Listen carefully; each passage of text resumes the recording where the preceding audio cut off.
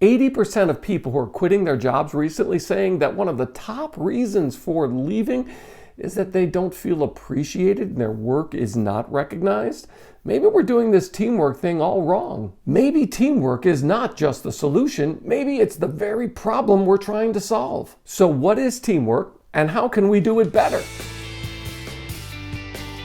Hello, I'm James Callahan, and this is The Do-Over Show. And one of the best characteristics, one of the best reputation features you can have in searching for a job or a new job in your do-over is that you're a good team player. In your business class, if you've ever had to suffer through one, you probably learned about the 4 basic types of teams.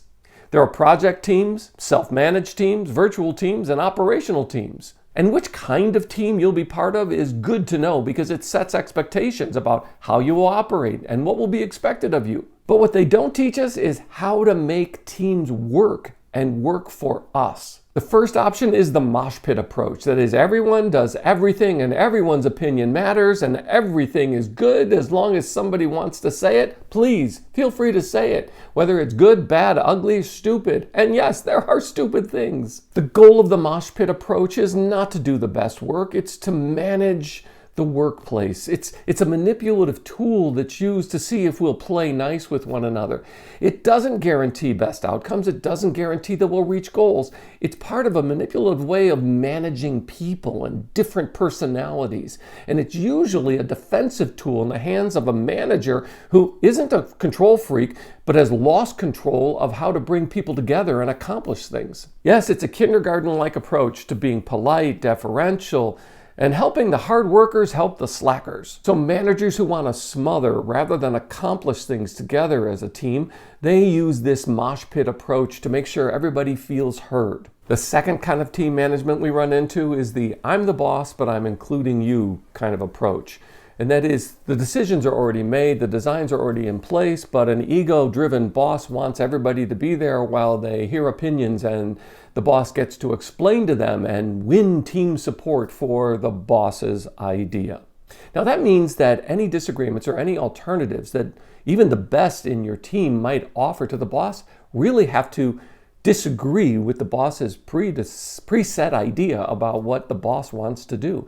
And it turns into a conflict or confrontation. It is inherently adversarial. A third approach to team management focuses on segmentation.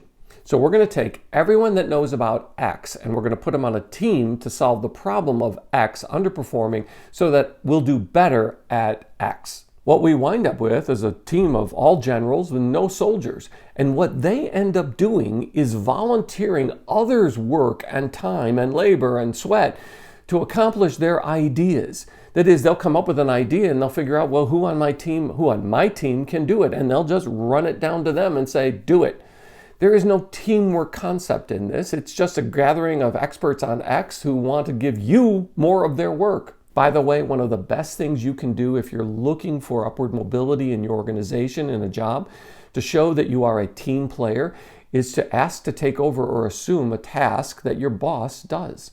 Whatever it is, it could be big or small, just don't get too close to their ego, but you actually volunteer, you say, you know what, I'd like to become part of that to help you with that, and eventually one day take that for myself and get that off your plate. That kind of approach to interacting with a boss, even if they're just throwing work your way from their teams, can go a long way to make you part of someone who is more important to them, and they'll actually think of you as someone who is on the team. So those are the approaches, but let's look at how you're actually going to function, how we should behave in the teamwork setting in order to not only benefit ourselves, but to actually accomplish what the team should accomplish. The first thing to make the behavior of a team work better is to admit that not all teams are created equal. Not all team members are created equal. Yes, there's some who can do more than what they are doing and maybe even do what it is that we do, maybe a little better than us. That makes us feel insecure. But that's our opportunity on a team to say, I'm going to learn how to do what I'm supposed to be doing better. Now, the extreme of this is that someone is just presumptuous and says, I can do all of this better, and I don't know why there is a team at all. Now, in that situation, that's a hard to break model. That's a hard to break person. In that situation, admitting that that team is dysfunctional up front will probably help everyone.